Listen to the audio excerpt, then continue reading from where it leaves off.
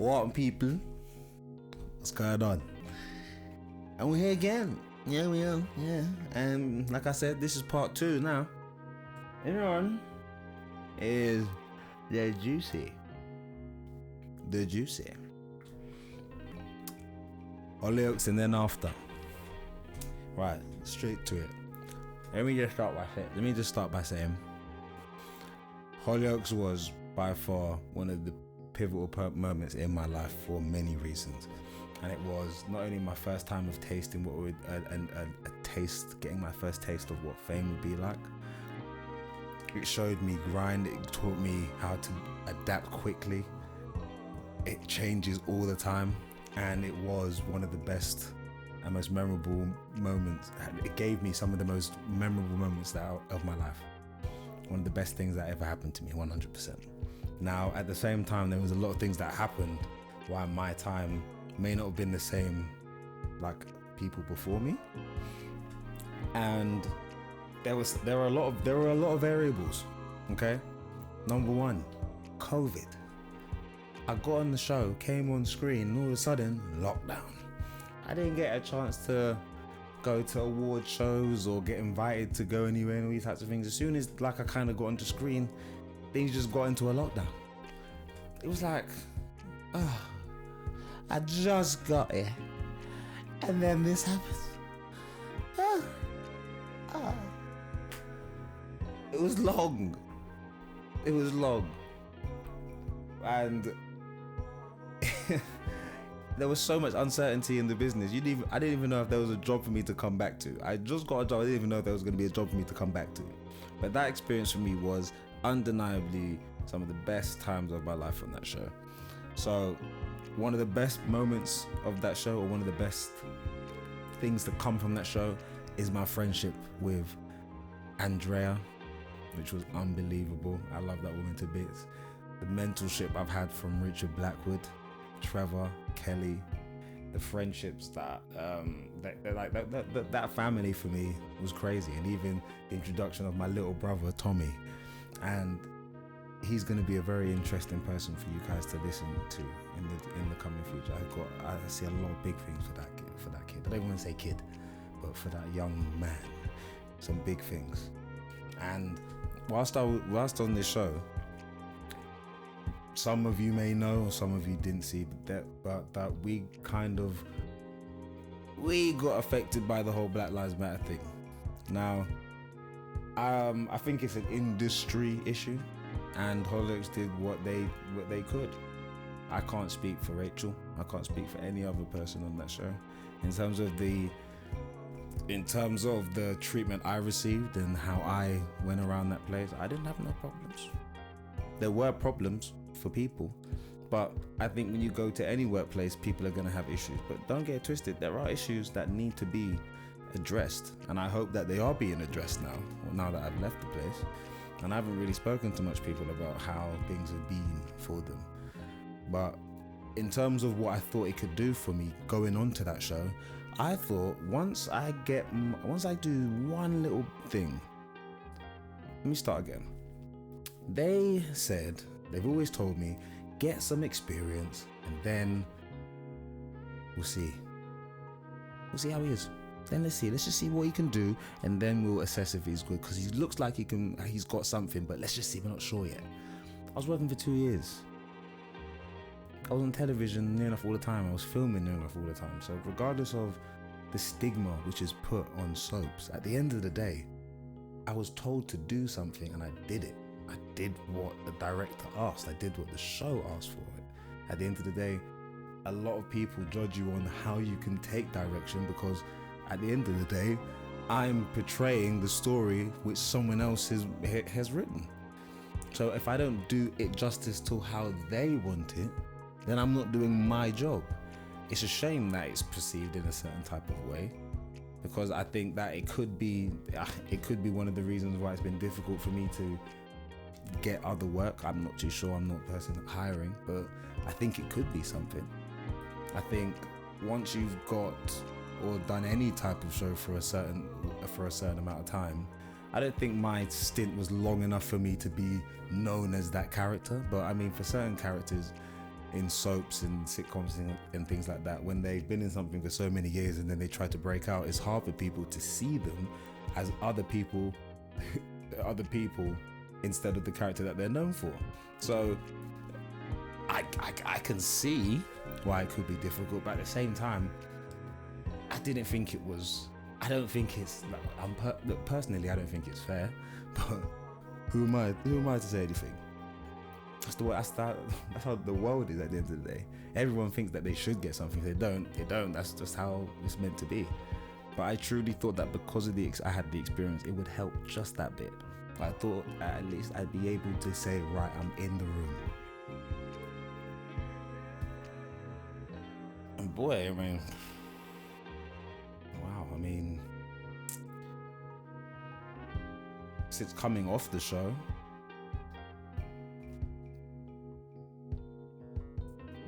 it's been quiet as hell, but I think it's been quiet as hell for a lot of people. I know there's people that are working, I know there's people that who aren't necessarily feeling the strikes, but it's been quiet for a while now for me. I've barely been auditioning. There's not been that much. So there's been, times where I've thought about, what do I need to do? How am I gonna help myself out,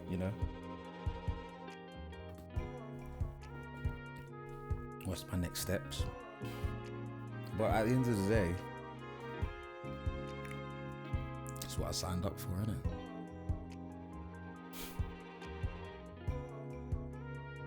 But yeah, I haven't auditioned much, and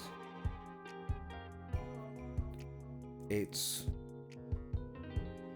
hard to keep positive.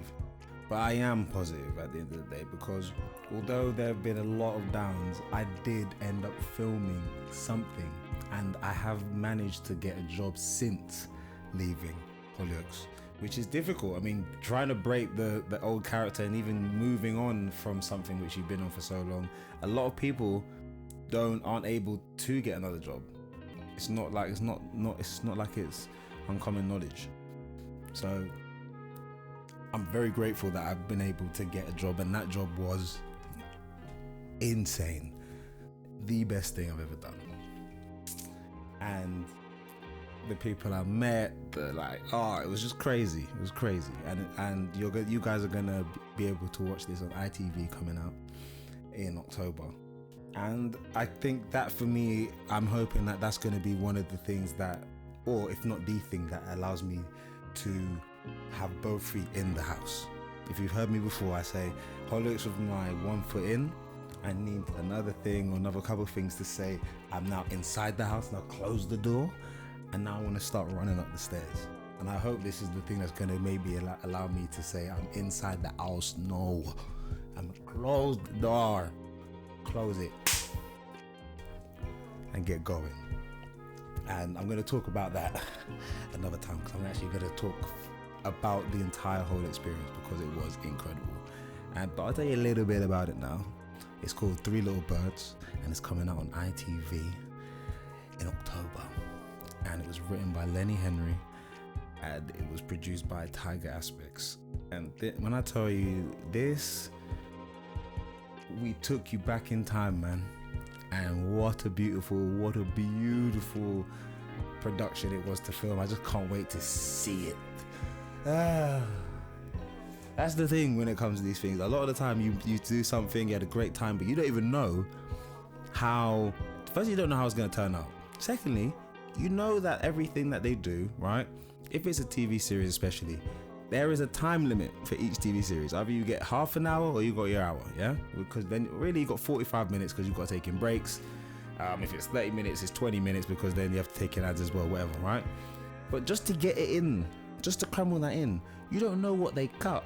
So I hope I'm in a lot of it, but I don't know at the end of the day. So I'm very excited, and I hope it's going to be incredible for me and for everyone watching.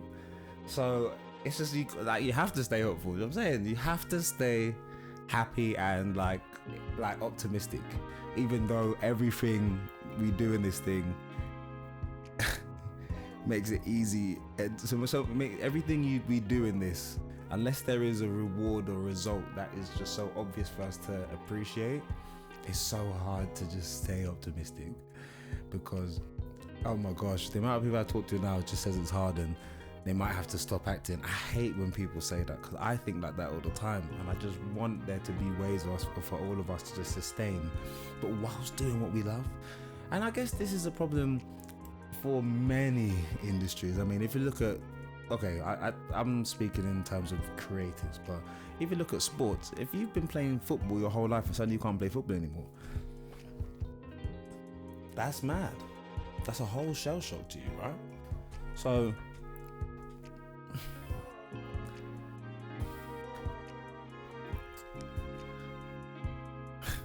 I don't even know. At the end of the day, it's one of those things where we have no choice but to keep on pushing in it. And there's been a few things I've learned on this trip, which we call life. And I'm very, what's this now? Oh, sorry. And I'm very, I am excited, man, I am. But I'm anxious too. I'm scared, petrified. So it's been, like I said, difficult, but there has been a shining light that's come from it. That's come from the journey so far, or at least since leaving Hollyoaks.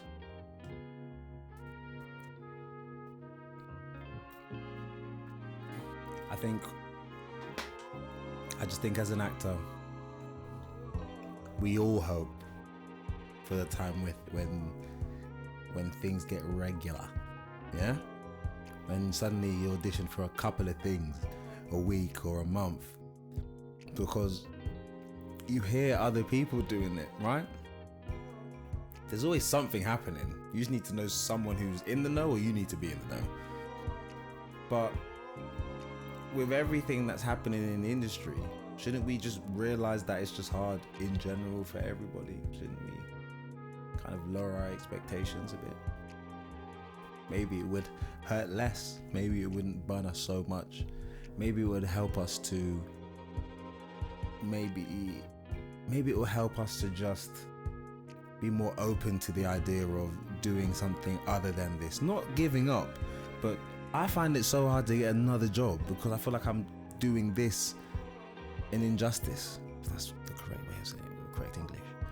I feel like if I'm not dedicating enough of my time to this or to things that's going to help with this, I feel like I'm not going to make it, or I feel like I'm not going to reach the heights that I want. So boy,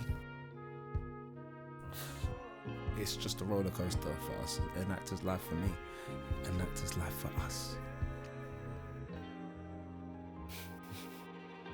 So yeah, to end off, because the next thing I talk about, well, it's going to be an interesting one, to be fair. I think the next episode that we do is going to have our first guest. And then after that, I'm going to start letting people know about the little short film that I've been writing. And I can't wait to kind of just give a little sprinkle of what it could be. It's a grassroots boxing film, short for short. And I hope that this could be my way of finding and building my team to create this, and then setting up what I hope to be in the next 5 to 10 years, the new hub for actors. But I ain't gonna talk about that just now, okay?